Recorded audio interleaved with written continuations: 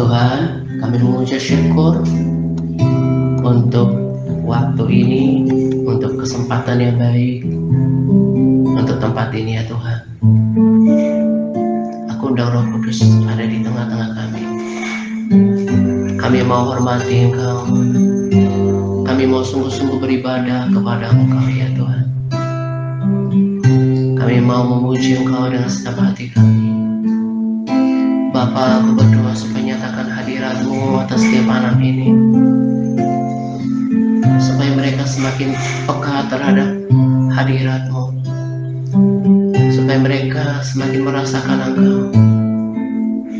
Hanya Engkau yang mampu membuat mereka mengerti tentang keberadaan-Mu ya Tuhan.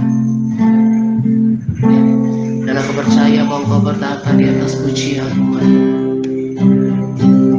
Kuduskan setiap hati, kuduskan setiap pikiran, kuduskan tempat ini, bahkan setiap peralatan yang kami pakai. Kuduskan dengan darah, agari tempat ini dengan malaikat-malaikat. Dan aku hanya mengundang Roh Kudus ada di tempat ini ya Tuhan. Kami mau menyanyikan dengan segenap hati kepada Tuhan yang kami hormati, kepada Tuhan yang sudah mati untuk dosa-dosa kami.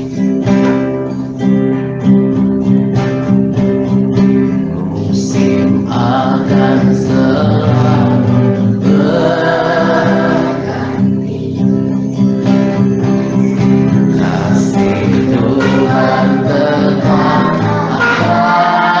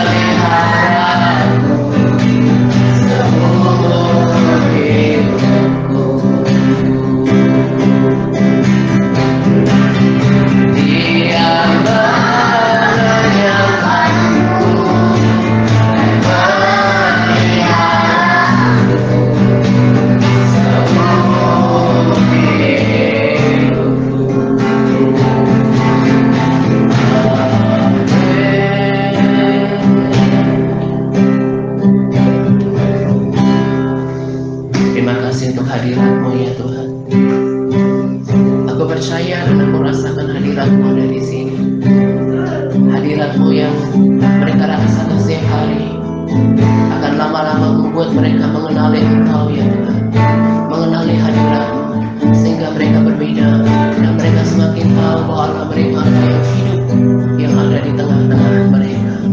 Terpujilah Engkau ya Tuhan. Dan kalau sebentar kami akan mendengarkan firman-Mu, Roh Kudus yang berkarya mengurangi pemberitaan pengajaran yang sederhana untuk anak-anak ini, supaya mereka semakin hari semakin mengerti firman-Mu. Terpujilah Engkau ya Tuhan. Di dalam nama Yesus kami berdoa.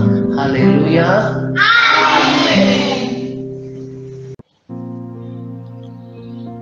Shalom semuanya.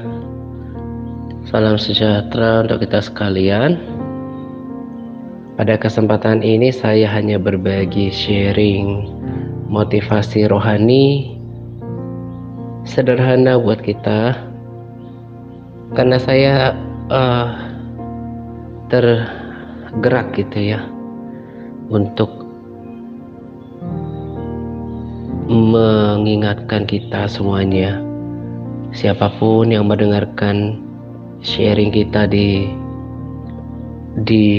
channel YouTube kita gitu ya, tetapi terlebih kepada setiap orang yang berada di grup WA ya, para sahabat yang terkhususnya lagi masih berkomitmen untuk menjaga persekutuannya dengan Tuhan. Saya mau beritahu kita bahwa perkara rohani itulah yang paling utama, yang paling penting untuk dicari di dalam hidup ini. Karena perkara-perkara rohani itu adalah perkara-perkara yang kekal. Ya, salah satu contohnya adalah ya, firman Tuhan berkata bahwa carilah dahulu kerajaan Allah dan kebenarannya, maka semuanya itu akan ditambahkan kepadamu. Ayat yang lain berkata, pikirkanlah perkara-perkara yang di atas. Nah, kebanyakan orang ini dikerucutkan lagi khusus untuk orang Kristen gitu ya. Kalau orang dunia udah pasti fokusnya adalah dunia, dan Alkitab tidak ada urusan sebetulnya secara khusus buat orang-orang di luar Tuhan, karena firman Tuhan itu kan pada dasarnya ditujukan untuk umat Tuhan gitu ya. Jadi kalau kita lihat mayoritas 80 kurang lebih ya 80% orang Kristen itu suka menjalankan hidup kebalik ya. Saya menyaksikan orang-orang yang membalik prinsip hidup ya, membalik prinsip hidup dari firman Tuhan di dalam praktek hidupnya. Itu susah gitu ya, susah sendiri, dan menjadi lucu bukan untuk ditertawakan gitu ya, tapi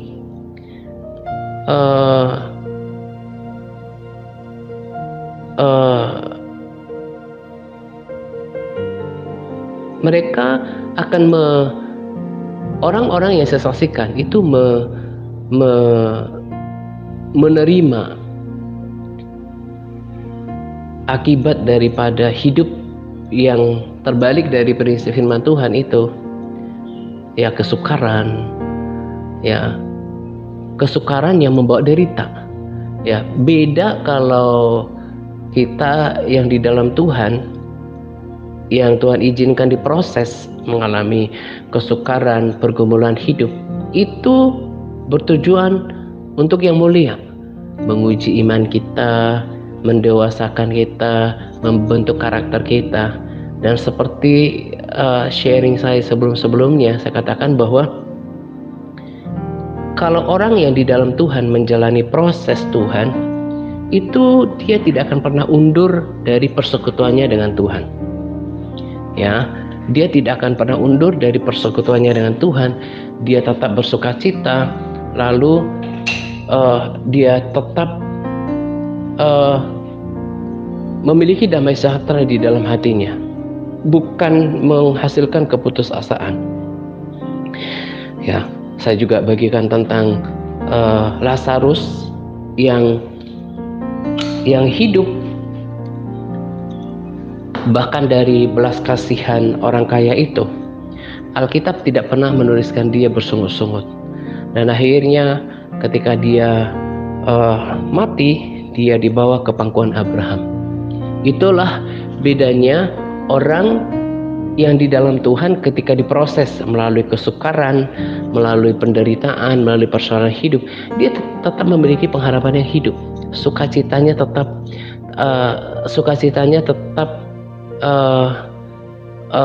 aliran sukacitanya tetap di dalam dirinya gitu ya. Jadi tidak kehilangan sukacita, tidak kehilangan semangat. Dia tetap mencintai Tuhan.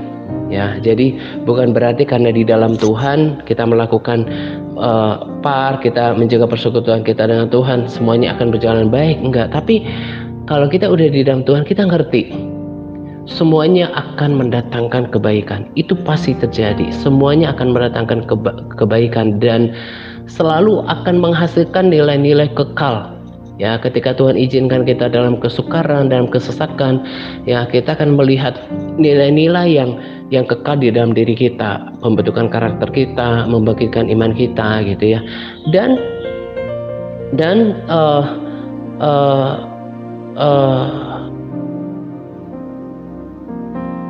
ketika kita menjalaninya itu beda. Sekalipun masalah kita belum selesai, kita tetap dalam pengharapan, bukan putus asa, bukan stres, bukan bahkan seperti banyak orang mengambil langkah yang salah gitu ya, ada yang sampai bunuh diri gitu ya.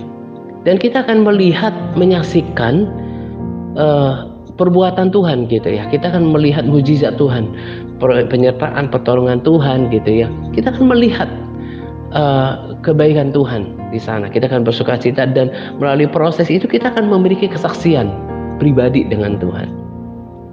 Tapi kalau orang-orang yang mengalami penderitaan yang membawa kepada lara gitu ya, kemudian membawa keputusasaan, itu beda. Jelas mereka kena jalan yang salah. Nah, saya ada saksikan sebuah keluarga gitu ya, yang dalam kehidupannya tidak hidup di dalam kebenaran tentunya gitu ya. Seolah-olah jalannya itu terus buntu gitu. Dan ini adalah buah daripada keterpisahannya dengan Tuhan. Itulah yang selalu membuat saya yakin melihat ini yang harus dibenahi di dalam panggilan hidup saya gitu ya. Semaksimal mungkin yang bisa saya lakukan adalah bagaimana untuk memberikan sebanyak mungkin orang mengerti, termasuk di sosial media ini kenapa saya terus mau berbagi walaupun tidak banyak sekali yang mendengarkan gitu ya, untuk membuat orang mengerti bahwa kekristenan itu bukan soal agama, tapi bagaimana memiliki kehidupan persekutuan dan kesaksian serta pengenalan yang baik dan benar terhadap Tuhan, bahkan mengerti kehendak Tuhan dalam hidup kita pribadi. Ada juga orang yang berbeda yang saya sedang doakan gitu ya. Dia tadinya punya usaha, lalu kemudian tiba-tiba bangkrut, lalu belum lama orang tuanya meninggalkan harta warisan, dan mereka ribut gitu ya, nggak akur. Nah, saya bilang sama dia bahwa inilah pentingnya orang hidup dalam Tuhan gitu ya. Selama ini kan orang hanya cukup, oh saya anggota gereja X gitu ya, cukup, nggak ke gereja, nggak membangun persekutuan gitu ya. Akhirnya apa yang terjadi? Betapa memprihatinkannya andaikan orang tua itu tahu ketika keturunannya berebut tidak akur gitu ya, tidak akur berebut harta warisan gitu. Bahkan orang ini bilang, andaikan saja abang nggak balas chat saya, mungkin saya udah lakukan hal yang buruk gitu ya, kalau nggak abangnya itu mati, dia yang mati gitu ya. Tapi katanya tiba-tiba dia ingat saya gitu, dan sedang saya doakan dia. Nah ini adalah akibat-akibat daripada kehidupan yang diterima oleh manusia ketika dia tidak memiliki persekutuan dengan Tuhan, ketika hidupnya jauh daripada Tuhan. Di Yeremia kalau tidak salah katakan bahwa terkutuklah orang yang jauh daripada Tuhan. Ya, orang kalau jauh daripada Tuhan, dari kebenarannya, pikirannya itu terkutuk, jalan pikirannya itu terkutuk gitu. Dan sebetulnya dia tak ada bedanya dengan orang yang tidak mengenal Tuhan Yesus gitu, yang tidak percaya Yesus, di luar daripada orang Kristen, sama dengan orang dunia gitu. Penting untuk mengejar kerohanian ya.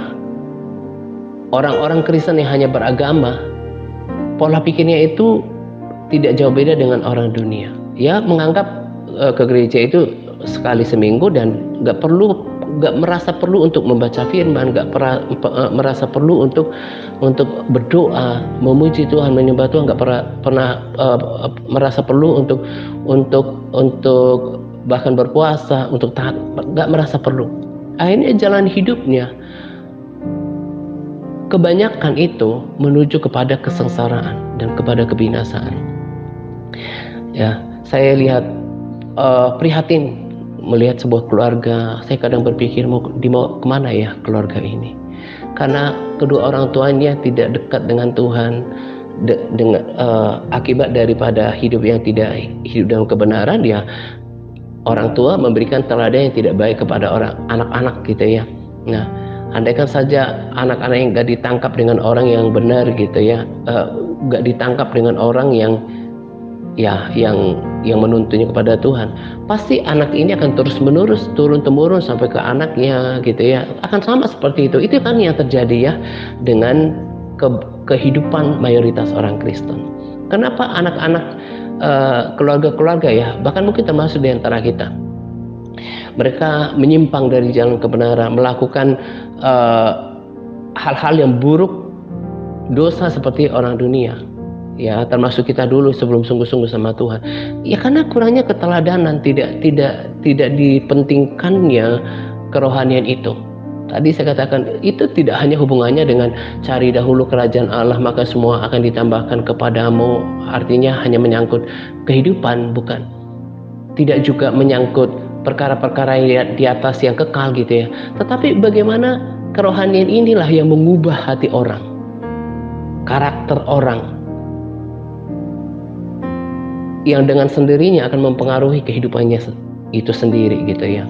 Seperti kasus yang kedua tadi yang saya katakan, mereka dengan saudaranya tidak akur sepeninggalan orang tuanya, karena selama ini ya sama, abangnya katanya malah menghadapi dia dengan mabuk-mabukan gitu ya, mabuk. Kemudian orang ini juga udah pernah saya jangkau dia gitu ya. Nah, waktu itu kehidupannya masih baik-baik. Sekarang ketika terpuruk baru cari Tuhan, itu pun tidak langsung mengambil langkah radikal. Sesungguhnya kasus yang seperti ini juga ada di dekat kita, di keluarga saya juga ada kayak gitu. Dengan jumlah yang tadi saya katakan, kurang lebih 80% kehidupan orang Kristen seperti itu, kita dengan mudah menemukan di antara yang terdekat kita. Orang-orang yang kemudian, apalagi di masa-masa terakhir, hari-hari yang sukar ini gitu ya. Orang Kristen tapi stres, orang Kristen tapi hidup tanpa pengharapan, orang Kristen tapi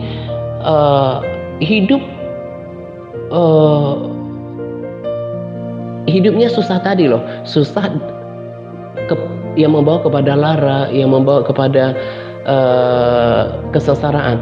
Kita pun yang sungguh-sungguh dalam Tuhan bukan berarti hidupnya pasti enak selalu. Ada namanya kesukaran, ada namanya kesulitan, ada masalah. Tapi kita berbeda. Ada sukacita Tuhan yang memberikan kita kekuatan. Ada pengharapan yang kita miliki di dalam batin kita terhadap Tuhan, yang kita tahu kita punya hubungan dengan Dia. Dan kita nggak bakalan putus asa. Kita tidak akan pernah menyimpang. Itu bedanya.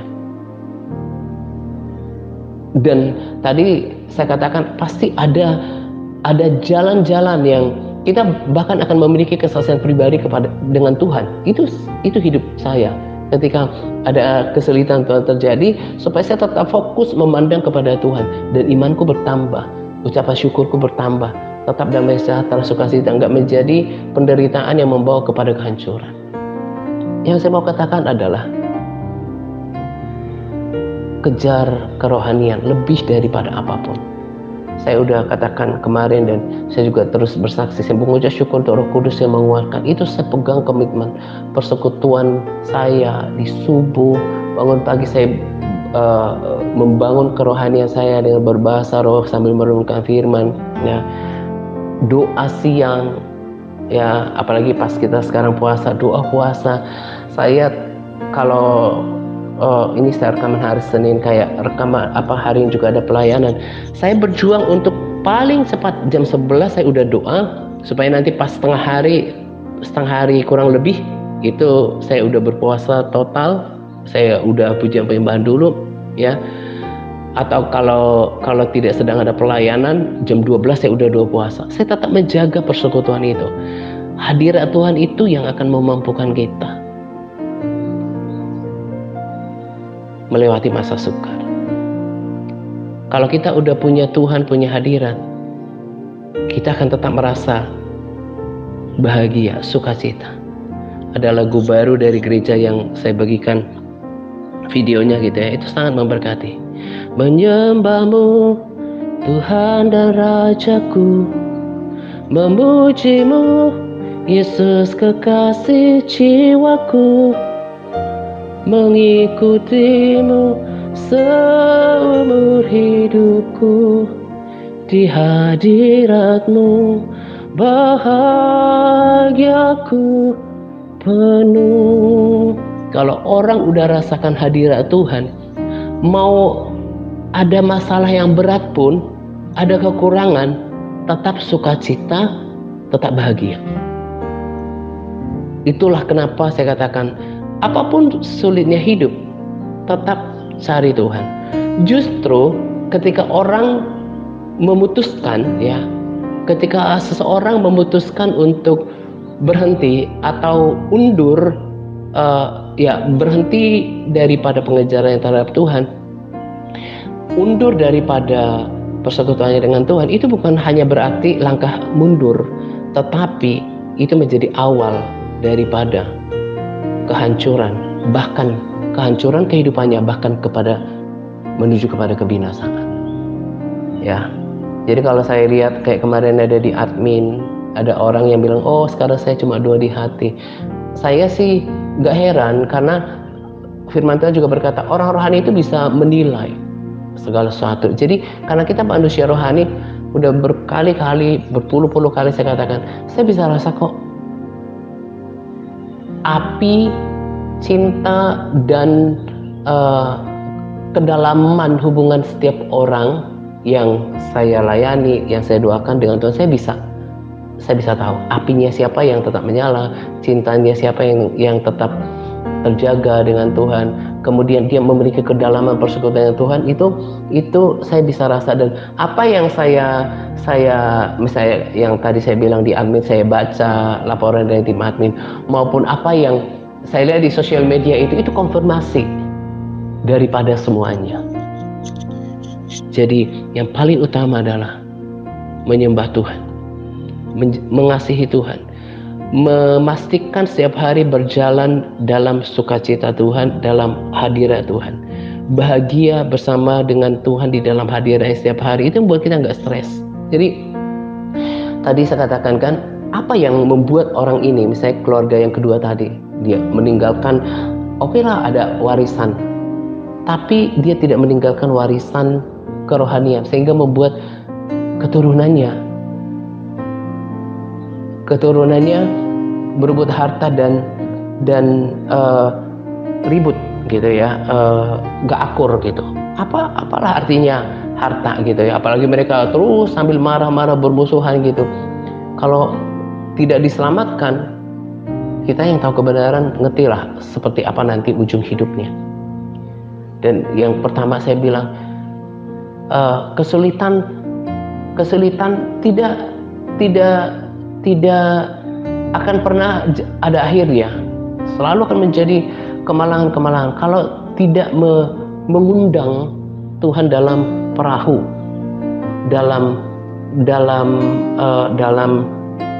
biduk rumah tangganya. Itu yang saya katakan, lagi-lagi penting sekali kerohanian.